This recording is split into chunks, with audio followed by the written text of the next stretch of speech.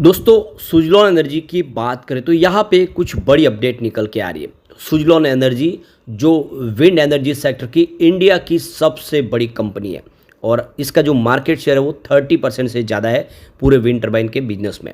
और कंपनी ने रिनोम एनर्जी का अधिग्रहण किया है और अब सोलर सेक्टर में भी तेज़ी से कंपनी अपने कारोबार को आगे बढ़ा रही है।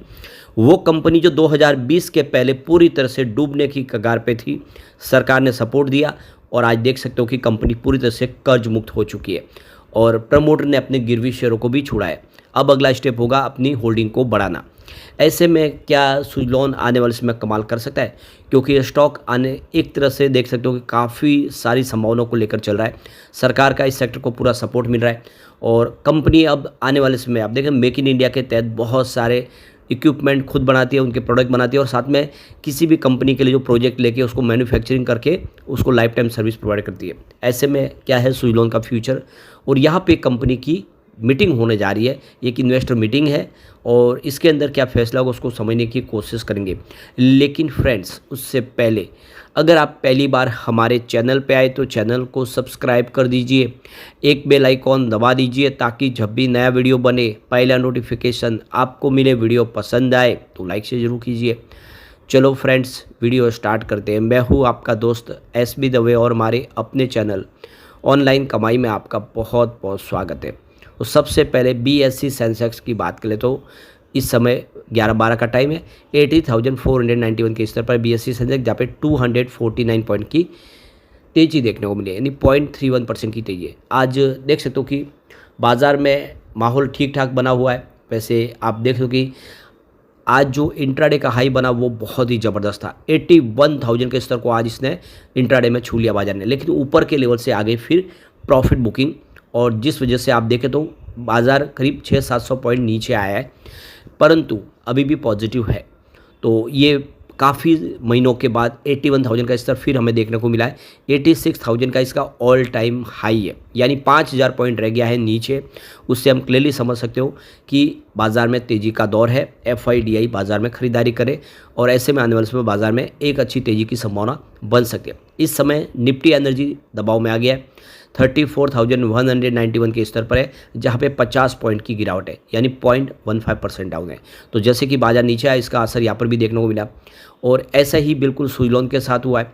तो सुजलॉन एनर्जी का स्टॉक इस समय 56.26 के आसपास ट्रेड करता हुआ आपको दिखाई देगा, जहाँ पे 0.25% की गिरावट है। तो ये देख सकते हो कि शुरुआत निगेटिव हुई थी और उसके बाद इंट्राडे में तेज़ी जिस तरह बड़ी 57 के आसपास पहुंचा, लेकिन बाजार फिर ऊपर के लेवल से नीचे आया। तो यहाँ पर भी कुछ गिरावट तो हुई, क्योंकि आज निफ्टी एनर्जी दबाव में है तो उसका असर देखने को मिल रहा है। अब इसकी परफॉर्मेंस अगर आप देखें तो 3 मंथ का जो हाई है वो इसका 61.58 का है, 1 ईयर का हाई इसका 86.04 का है और यही इसका 5 ईयर का हाई भी है, यानी 86 से स्टॉक फिर बाजार की गिरावट की वजह से नीचे आया, लेकिन अब आप देख सकते हो कि फिर एक बेहतरीन तरीके से आगे बढ़ता हुआ दिखाई दे रहा है। अब यहाँ पे 3 मंथ का लो अगर देखें तो इसका 46.15 का, उस लेवल से अगर आप देखें तो स्टॉक 10 रुपये रिकवर हुआ निचले लेवल से। 1 ईयर का लो इसका 37.90 का है और अगर हम बात करें इसके 3 ईयर के लो तो वो मात्र 5.42 था। वहाँ से इसने बहुत ही बेहतर प्रदर्शन किया, लेकिन कोविड काल में देखें तो 5 ईयर के लो के हिसाब से मात्र 2.1 में था, यानी 2 रुपये के आसपास जो स्टॉक था वो स्टॉक इस समय 50 रुपये को पार कर चुका है। तो एक मल्टीबैग रिटर्न दिया इसने।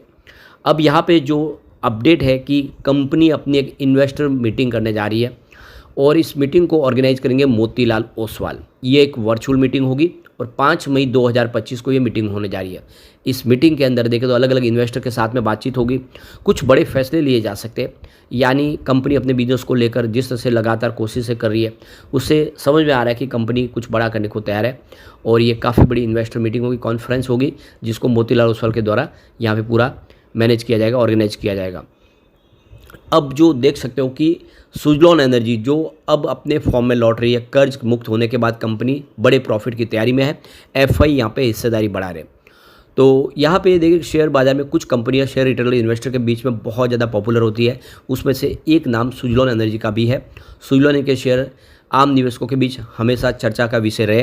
हालांकि कंपनी ने बुरे दिन भी देखे और एक समय बड़े कर्ज के जंजाल में फंस चुकी थी, लेकिन इसके बावजूद भी कंपनी स्टॉक अंदर देखें तो पब्लिक की होल्डिंग लगातार अच्छी बनी हुई, यानी पब्लिक को पूरा भरोसा, जनरल पब्लिक इस पर भरोसा कर रही है।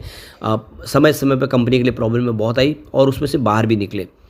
कभी देख सको कि सन फार्मा के देख सको कि दिलीप संघवी ने उनको बचाया, तो कभी सरकार की तरफ से कोशिशें थी, उसका नतीजा देखने को मिला। अब यहाँ पे देखो कि पिछले कुछ सालों में सुजलॉन ने अपने कारोबार फिर से वही पहचान हासिल कर ली है। विंड एनर्जी के कई प्रोजेक्ट करने के बाद अब कंपनी डेट फ्री स्टेटस के बहुत करीब है। कंपनी लगभग कर्ज मुक्त है। वित्त वर्ष 2024-25 की चौथी तिमाही में मजबूत वित्तीय परिणाम घोषित कर सकते हैं, यानी जो आने वाला Q4 है वो कंपनी का बेहतर हो सकता है। जिस तरह से कंपनी की ऑर्डर बुक है, लगातार ऑर्डर एग्जीक्यूट किए जा रहे हैं, सरकारी टेंडर मिल रहे हैं, तो उसका असर इसमें देखने को मिला। Q4 अच्छा हो सकता है, ये ऐसी संभावना बन रही है। सुजलॉन के चौथी तिमाही के फाइनेंशियल रिजल्ट इस माह के अंत तक आएंगे। कंपनी ने जिस तरह से इस साल कारोबार में पेस पकड़ा है, उसे देख के उम्मीद है कि सुजलॉन एनर्जी के परिणाम बेहतर होंगे। साल 2021 से देखें तो सुजलॉन एनर्जी ने अपना ऑपरेटिंग प्रॉफिट लगातार बढ़ाया है। पिछली तिमाही में यानी दिसंबर 2024 की समाप्ति में कंपनी अपने कर्ज के दौर से उभरते हुए 500 करोड़ रुपए का ऑपरेटिंग प्रॉफिट दर्ज किया। या 500 करोड़ रुपए का ऑपरेटिंग प्रॉफिट से अधिक महत्व इस बात का भी है कि कंपनी अपने खराब समय से उभरकर कर्ज मुक्त हुई है और इसका प्रॉफिट लगातार बढ़ रहा है। ये इसकी सबसे बड़ी जीत है। तो सुजलॉन एनर्जी के शेयर ने 12 सितंबर 2024 को 86.04 का 52 वीक का हाई छुआ था। कंपनी ने तीसरे क्वार्टर में यानी Q3 में नेट प्रॉफिट में 91% की ज़बरदस्त जंप दर्ज की थी और इसका जो आप देखो कि यहाँ पे शुद्ध जो लाभ है वो 96% के आसपास तीसरी तिमाही के दौरान काफ़ी बेहतर दिया प्रदर्शन और उसी तरह से रेवेन्यू में भी बड़ा जंप देखने को मिला। सुजलॉन के यहाँ पे शेयर होल्डिंग पैटर्न को देखें तो एफआई ने इस वित्त वर्ष में लगातार अपनी पोजीशन अपनी बढ़ाई है, स्टॉक में अपनी होल्डिंग बढ़ाई है। फिलहाल सुजलॉन में एफआई के पास 23% की होल्डिंग है, जो बहुत ही ज़बरदस्त है, जिसके तहत 400 करोड़ से अधिक इक्विटी शेयर एफआई के पास है। यानी एफआई का ये पसंदीदा स्टॉक बना हुआ है, वो लगातार खरीदार के, जबकि बाजार में उन्होंने अपनी होल्डिंग ट्रिम की है, तो ये एक बहुत अच्छी बात है। पिछले कुछ महीनों में सुजलॉन के शेयर में प्राइस में गिरावट देखने को मिली।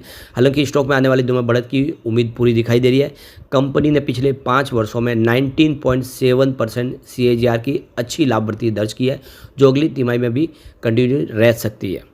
अब यहाँ पे जो सबसे बड़ी बात है कि सरकार इस समय विंड एनर्जी को प्रमोट कर रही है, उसको पूरा सपोर्ट कर रही है, बहुत सारी पॉलिसी लाई गई है। तो देख सकते हो कि यहाँ पे ऑनशोर और ऑफशोर विंड दोनों को ही सरकार का पूरा सपोर्ट मिल रहा है और यहाँ पे लगातार बहुत सारे इंसेंटिव प्रोवाइड किए जा रहे हैं, उनको टैक्स बेनिफिट दिया जा रहा है, फाइनेंशियल सपोर्ट दिया जा रहा है, हर तरह की और बहुत सारी जो पॉलिसी लाई है वो इस सेक्टर को मजबूती प्रदान कर रही है। तो ये देख सकते हो कि कस्टम ड्यूटीज़ में बेनिफिट दिया जा रहा है। इसके अलावा जो इंटर स्टेट ट्रांसमिशन चार्जेस है उसको माफ़ किया गया है। तो इससे आप देख सकते हो कि सरकार जो कोशिश कर रही है, इसका फ़ायदा आने वाले में देखने को बिल्कुल मिलेगा और सरकार specially wind solar hybrid project को बहुत ज़्यादा सपोर्ट कर रही है और लगातार इसके लिए सरकार कोशिश भी कर रही है। इसके अलावा रिपावरिंग के ऊपर खास फोकस किया जा रहा है, यानी जो पुरानी विंड टर्बाइन है उसको बदल के उसकी जगह पे नई विंड टर्बाइन लगाना या उसके जो पार्ट्स है उसको रिप्लेस करना, जिससे वो उसकी जो ताकत है वो बढ़े और इलेक्ट्रिसिटी जनरेशन भी बढ़े। तो सरकार इसके लिए भी लगातार नई पॉलिसी लेकर आई है और सुजलॉन को इसका बड़ा बेनिफिट हो सकता है, क्योंकि सुजलॉन बहुत पुरानी कंपनी है, इनके हाथों से ही वो पुरानी 90 के दशक में विंड टर्बाइन लगाई गई है, उसकी वो टेक्नोलॉजी उनको अच्छे से समझ में आया, उसको वो अब रिप्लेस करके नई विंड टर्बाइन उसकी जगह पे जो भी गियर में, बॉक्स में या ब्लेड्स में जहाँ पर भी बदलाव करना वो कर सकते हैं। तो ये बहुत बड़ा एक अपॉर्चुनिटी समय सुजलॉन के लिए भी है और इसका फ़ायदा सुजलॉन उठा सकता है। ऐसे में हम कह सकते हैं कि आने वाले समय सुजलॉन बेहतर कर सकता है। तो ये आप क्लियरली देख सकते हो कि सरकार के सहयोग के दम पे सुजलॉन एनर्जी जो बेहतर करेगी और Q4 आने वाला है, Q4 बेहतर रहने की पूरी उम्मीद है।